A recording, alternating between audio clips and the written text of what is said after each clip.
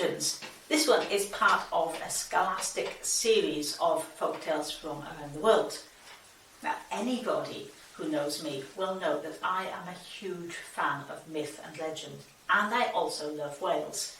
So I was delighted when the publisher asked me if I would write this book.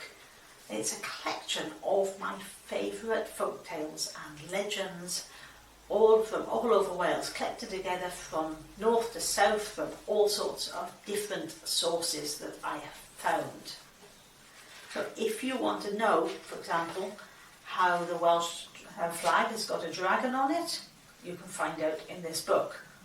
Or there's the sad story of the brave Gelert, who gives his name to the town of Gelert.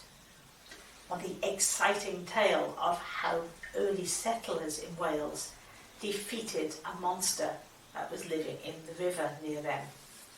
So, if you need to know anything at all about Wales, if you live in Wales, or if you're wanting to visit, or if you just like stories, this book will tell you all the stories you need.